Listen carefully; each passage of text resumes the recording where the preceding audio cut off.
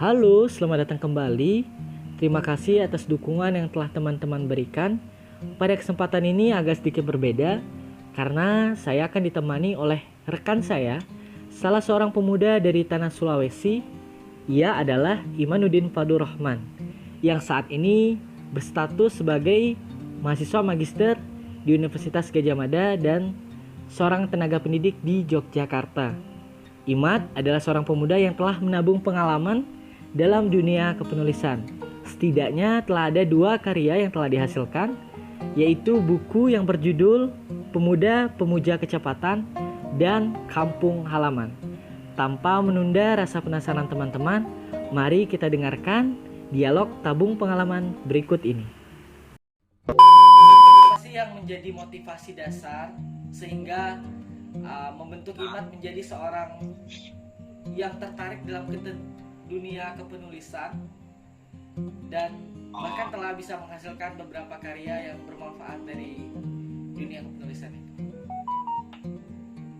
Awalnya ini sih karena mungkin karena sering dikenalkan sama bapak aku sih Ki. Jadi bapak kan senang nulis, senang dunia literasi. Mungkin dari situ awal mulanya kenapa saya pribadi bisa senang sama nulis, bisa senang sama baca, bisa senang sama dunia literasi.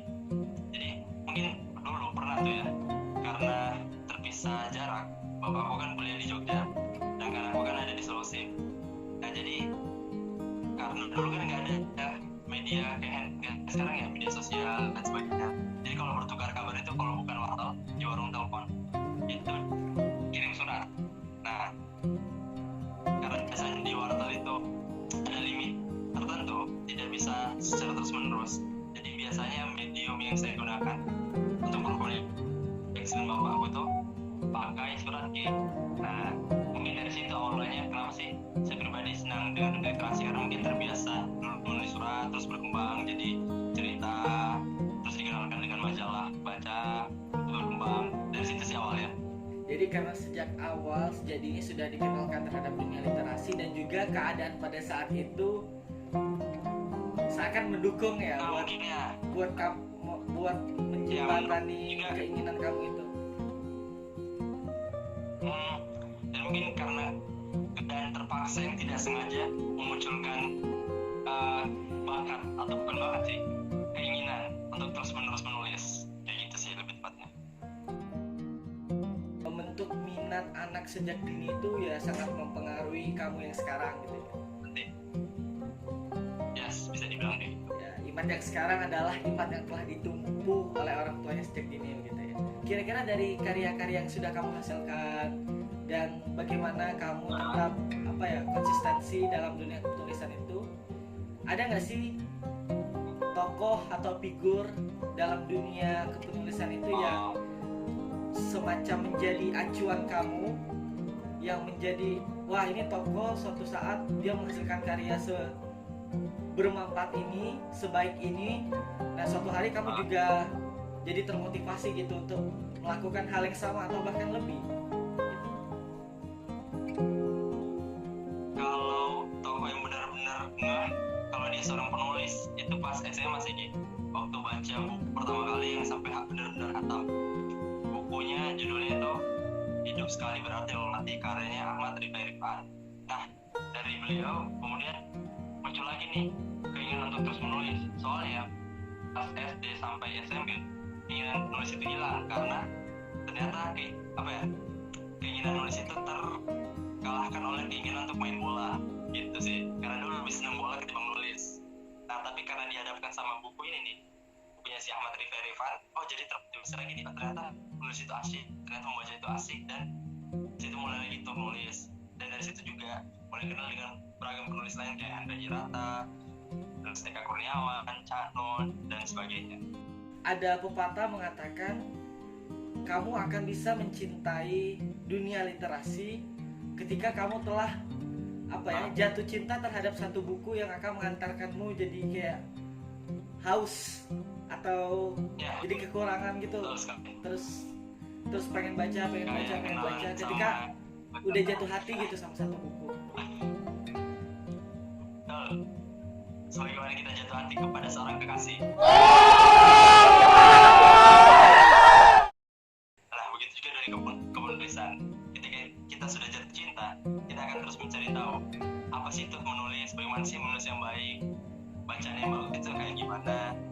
pasti akan ada rasa tuh terus mencari tanpa berhenti.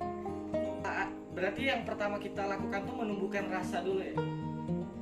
Ketika rasa itu telah hadir, Yes, semua akan berjalan ya, seiringan dengan apa yang kita inginkan. Nah, kalau Imat sendiri, ketika akan melakukan satu penulisan, itu ada nggak sih kayak rutinitas yang harus dilakukan untuk mempersiapkan sehingga hasil karya yang dihasilkan tuh akan lebih berkualitas? Kalau pribadi Ki, jadi dulu waktu masih zaman sekolah, itu nulisnya asal sekedar nulis. Jadi ini sih bentuknya kayak diary sih Ki. Kalau diary kan ini ya biasanya rutin ya. Nah mungkin karena secara tidak langsung menulis diary, jadi pola atau kebiasaan nulis itu terbentuk dari sana sih. Nah saranku, kalau pengen mengasah rasa kepenulisan, mengasah kemampuan menulis, mulai aja dengan kehidupan yang kita jalani, dengan kehidupan sehari-hari. Diary salah satunya.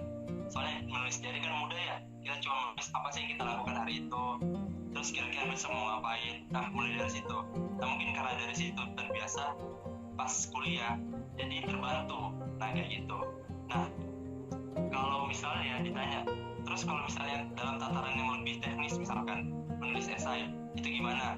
Kalau aku pribadi Ki, biasanya karena kebetulan ya aku jurusannya filsafat, dan filsafat itu kan dekat dengan kehidupan sehari-hari. Nah karena dengan kehidupan sehari-hari, biasanya teori yang ada di dalam filsafat, di dalam mata kuliah yang kupelajarin, biasanya aku pakai buat menulis keresahan yang ada di realitas. Nah jadi coba gabungin gitu loh Ki, realitas yang kulihat, perasaan yang kulihat, sama teori-teori apa sih yang ada di filsafat dengan apa yang kupelajari, itu aku gabung dan lahirlah sebuah tulisan. Kayak gitu sih Ki. Coba memahami apa sih yang kita tahu, dan coba melihat apa sih yang kita lihat, atau kelasan apa sih yang kita lihat. Nah dari situ sih Ki. Luar biasa sekali. Nah, dari penjelasan kamu nih, jadi kita tuh jadi tertarik gitu loh. Gimana sih contoh konkret yang benar-benar gitu? Misal ambil satu topik, kamu pilih satu topik, terus kayak kamu memberikan contoh gambaran bagaimana menghasilkan satu karya itu. Saya pengen nulis tentang, misalnya tentang skala yang besar ya, tema yang besar tentang pemerintah misalkan. Nah, ternyata saya pribadi resah nih tentang pemerintah. Karena pemerintah kan pasti ya, jadi kita coba breakdown apa sih yang perlu kita gali tentang pemerintah. Oh ternyata ada kebijakannya, misalkan kebijakan tentang pendidikan misalkan UN. Nah itu sangat spesifik UN. Dan ternyata di teori filsafat ada tentang filsafat pendidikan. Nah dari situ kan bisa tuh UN atau kebijakan tentang pendidikan, kita coba lihat dengan kacamata apa sih yang saya pelajari di filsafat pendidikan. Nah itu sih mudahnya Ki. Nah tapi harus diingat sih Ki, ketika kita menulis terkait hal semacam itu, jangan lupa riset sama datanya, karena itu penting sih, jangan sekedar opini belaka. Kalau sekedar opini belaka yang ada malah kita bisa menjurus ke fitnah, bisa menjurus ke sesuatu yang tidak substansial, kayak gitu sih. Jadi tadi udah dikasih contoh, namun perlu ada catatan. Kita bebas beropini apapun, kita bebas untuk memberi argumentasi apapun, namun dengan catatan argumentasi itu akan bisa diterima dalam ranah kepenulisan apabila kita memiliki data-data penguat yang bisa dipercaya untuk mempertegas argumentasi kita. Ya, tapi ini sih Ki, kalau tulisan semacam itu kan tulisan kayak jurnal, esai opini, esai, artikel, berita. Nah, tulisan-tulisan semacam itu sangat perlu untuk data, riset atau fakta. Tapi kalau misalnya kita menulis non fiksi, nah itu justru kita dituntut untuk berimajinasi secara liar. Datanya mungkin tidak perlu, karena perlu nggak perlu sih, tapi yang kita dituntut untuk berimajinasi. Beda tadi sama tulisan yang sifat ilmiah, kayak gitu sih. Tergantung sih kita mau nulis apa sebenarnya. Nah, dari pembicaraan ini kemudian menarik untuk ditanyakan sama Imat dalam proses kepenulisan yang sudah kamu jalankan. Kira-kira ada nggak sih kayak cerita atau pengalaman saat kamu menabung pengalaman dalam dunia penulisan ini yang mungkin itu berkesan, yang mungkin juga kejadian itu menggugah rasa kamu, oh ternyata yang selama ini aku pikirkan nih ada perbedaannya dengan realitas yang ada gitu, lewat dunia kepenulisan dan lain sebagainya. Yang mungkin bisa dikasih satu contoh cerita yang benar-benar kamu rasakan. Oh ya, selama bergelut sama dunia kepenulisan, salah satu part terbaik di dalam dunia kepenulisan yang gue jalani itu ketika mengajar terkait dunia kepenulisan kepada anak-anak sih, mengajar literasi ke anak-anak. Jadi saya kan ngajar di salah satu sekolah dasar ya, yang ada di Jogja sama SMP yang ada di Jogja. Nah di sekolah tersebut ada ekskul yang mengharuskan mereka belajar literasi. Nah dari sana saya sadar bahwa literasi itu yang penting buat anak-anak, buat depan mereka. Kenapa? Karena menurut sekolah literasi itu bisa membantu si anak untuk tetap enjoy, tetap berpikir kreatif untuk untuk menanggulangi stres yang mereka dapatkan dari mata pelajaran yang mereka dapatkan di pagi hari sampai sore. Kan si ekskul ini kan sore hari ya, jadi mereka pernah tuh dari pagi sampai sore terus diberikan ekskul. Nah kan literasi ya, jadi sebenarnya literasi lebih fokus ke fiksi sih. Jadi mereka belajar untuk bercerita, jadi mereka mungkin ya karena susah menuangkan keluh kesahnya lewat lisan, nah mereka bisa tuh mengeluarkan keluh kesahnya lewat tulisan. Nah asik tuh, jadi kita bisa ngobrol lebih dekat sama anak-anak, nanti bisa melatih, dan oh ternyata ilmu kepenulisan yang saya alami atau yang saya punya ternyata bisa bermanfaat buat banyak orang, kayak gitu sih Ki. Dari cerita yang kamu jelaskan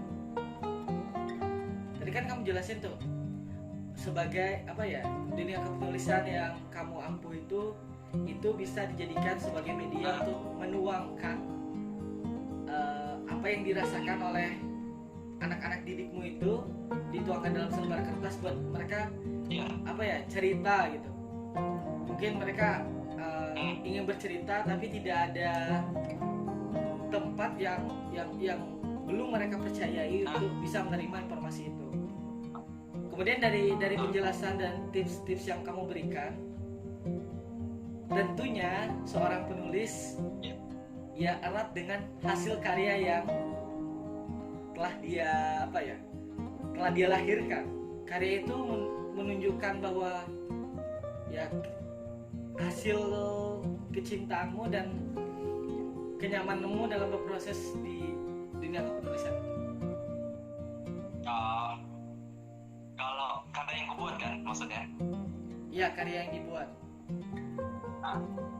Kalau karya pribadi, saya tuh merasa bahwa tulisanku itu berhasil menyentuh seseorang ketika direspon oleh banyak orang.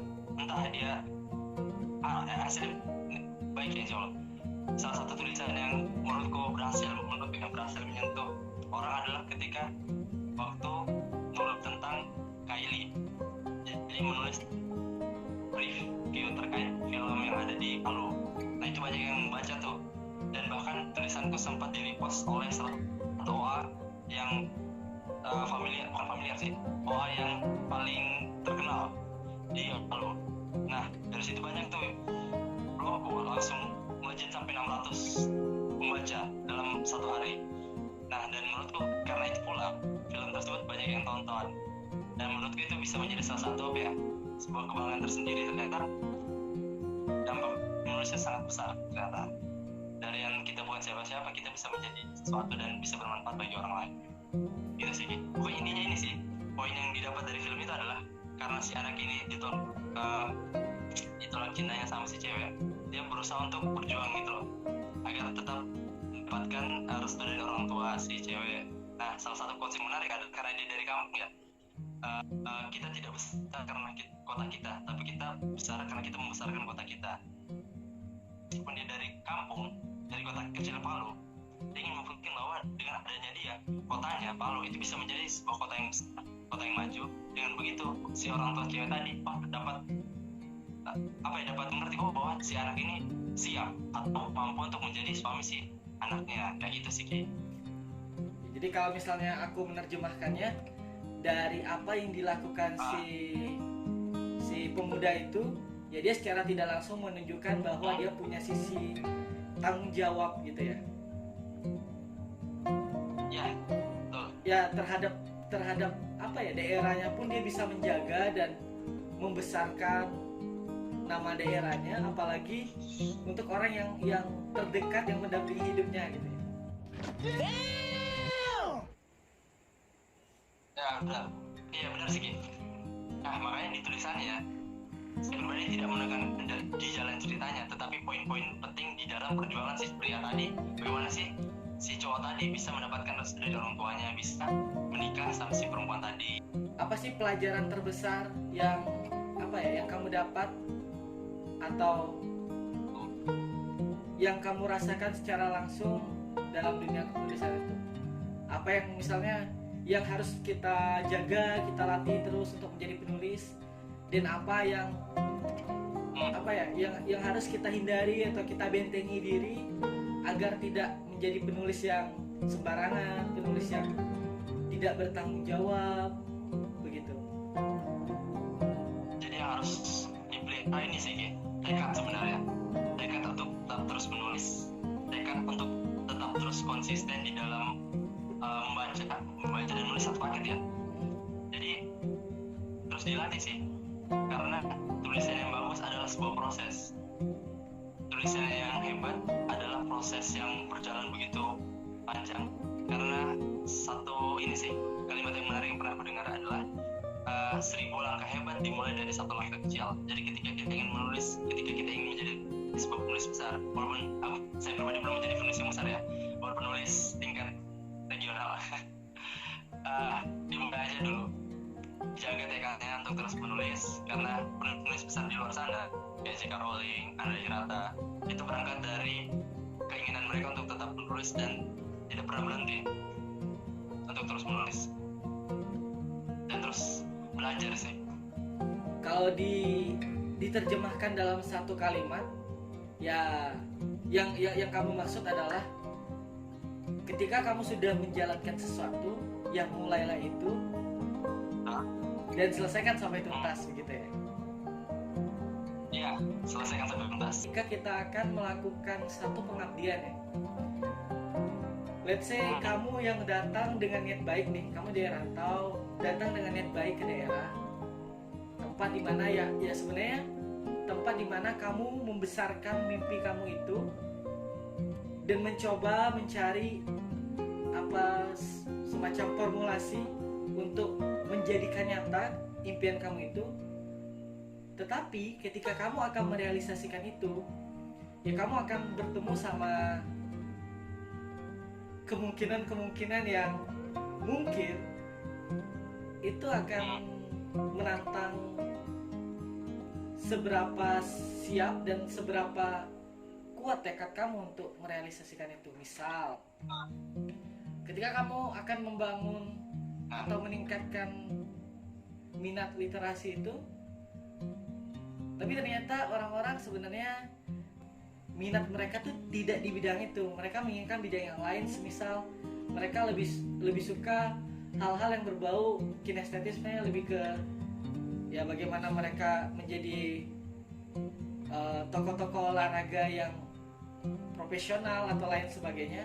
Nah, dari tantangan yang dihadapi ini, seberapa siap sih kamu dengan kenyataan-kenyataan yang tak terduga ketika kamu akan merealisasikan itu? Berat. Seakan ini interview ya?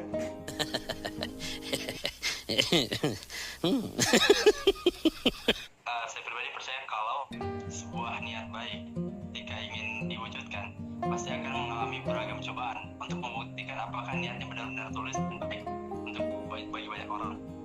Nah, kalau terkait literasi tadi, sebenarnya hal ini pernah coba aku lakuin pribadi ketika di tempat KKN kemarin. Jadi kan kalau KKN ya, kita KKN sama-sama kan dulu ya.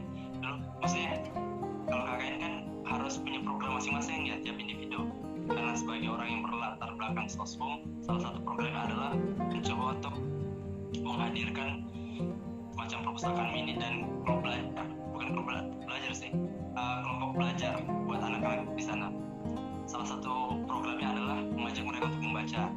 Nah, namun karena anak-anak di sana adalah anak-anak para nelayan, jadi mereka lebih tertarik untuk main di pantai, lebih tertarik untuk cari ikan, kayak gitu.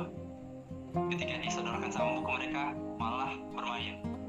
Nah, terus saya pribadi memikir, oh ternyata tidak segampang itu untuk menumbuhkan minat literasi pada anak-anak misalnya. Terus, oh ternyata metodenya yang salah, tidak langsung disalurkan misalkan. Ternyata harus, karena mereka senang ini ya, tentang laut, tentang mancing, tentang ikan, maka kita coba untuk menghadirkan buku-buku terkait tema tersebut dengan cara apa? Metodenya bermain misalkan. Terus kita mencoba untuk memperagakan isi buku tadi dengan dengan bentuk bercerita, dengan bentuk drama misalkan. Nah, dengan begitu mereka melihat, oh ternyata isi buku tadi itu isinya menarik, cuman mereka harus dikenal dengan cara yang lebih kreatif, dengan cara yang lebih menyentuh seperti itu. Itu sih metodenya yang perlu disesuaikan dengan opsi yang kita tuju. Luar biasa sekali. Nah, ini sepertinya udah berlangsung berapa menit ya? Oh iya. Nah, sebelum kita tutup, aku ingin kamu memberikan semacam kalimat motivasi, mungkin 1-2 kalimat yang bisa kamu berikan.